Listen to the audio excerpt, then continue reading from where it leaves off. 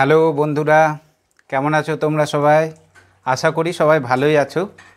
আজ আমি তোমাদের দেখাবো, আগের ভিডিওতে তোমরা অনেকেই প্রশ্ন করেছিলে যে দাদা তোমার ঘর রয়েছে, ভাই থাকে, ভাইয়ের বিয়ে হয়ে গেছে, আমারও বিয়ে হয়ে গেছে, দুটো মেয়ে আছে। আর এই যে বাড়ি দেখতে পাচ্ছ, এই যে এখানে এখন বর্তমানে আমার মা, বাবা, ভাই আর সবাই থাকে, আর আমিও থাকি এখানেই। এই একটা ঘরের মধ্যে এই একটা ঘর রয়েছে, আর দেখাবো তোমাদের। আর এইদিকে দেখো,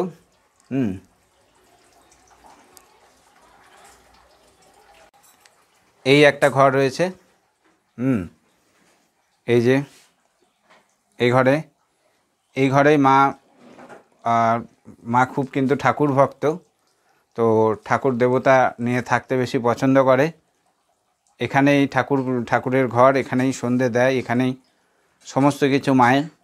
আর এই যে দেখতে পাচ্ছ, মায়ের হাতের কাজ কিন্তু খুব সুন্দর। এই যে কত সুন্দর দেখো, বিছানা একদম বালিশ থেকে শুরু করে ঘর আমাদের কিন্তু এই দেখো অ্যাসবেস্টারের ঘর হলেও কি হবে, মা কিন্তু বেশ সুন্দর সাজিয়ে গুছিয়ে রেখে দিয়েছে। আর বুঝবার উপায় নেই, খুব সুন্দরভাবে আমাদেরকে যত্ন করে একদম তোলা কাপড়ের মতো রেখে দিয়েছে। দেখতে পাচ্ছ, এই যে টিভি একটা রয়েছে, কিন্তু এখনও পর্যন্ত কেবল লাইন নিয়েছিলাম, তো এখন একটু পরিস্থিতি খারাপ চলছে, যার কারণে ওটা এখন বন্ধ আছে, ঢাকা দেওয়াই থাকে। আর এরপরে এই যে মা, আর এই যে বাইরেরটা, এই যে দেখতে পাচ্ছ বাইরের এইটা হাঁসের ঘর, ভাইয়ের শখে এই যে হাঁসের ঘর করা হয়েছে। এই যে বাইরের পরিবেশ, এই যে দেখতে পাচ্ছ, এই যে পাশের এই যে। আর এই একটা রুম রয়েছে, এই যে মা আমাদের প্রচণ্ড ভালোবাসে, দুই ভাইকেই খুবই ভালোবাসে। আর মায়ের হাতের রান্না কিন্তু দারুণ। তোমরা একদিন আসবে অবশ্যই, তোমাদেরকে রান্না করে খাওয়াবে।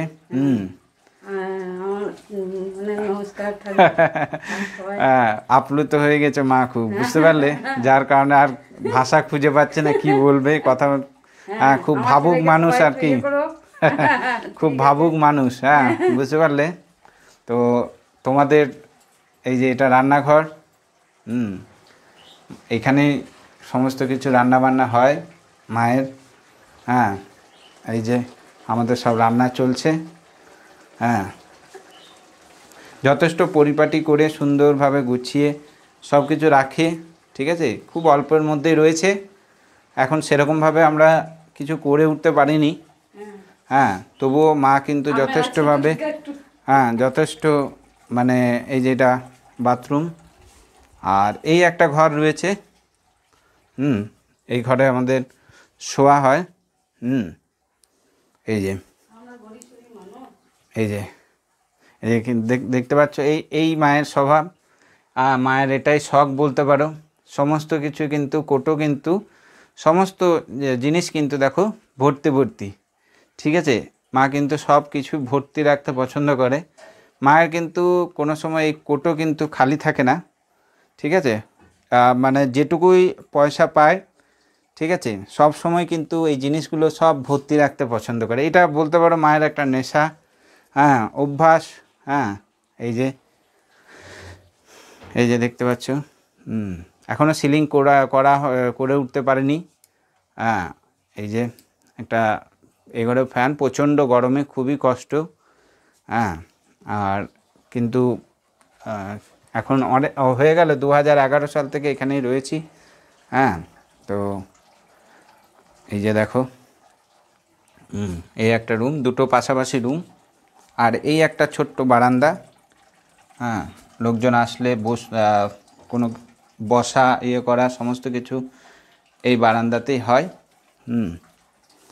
এই যে দুটো পাশাপাশি রুম দেখতে পাচ্ছ।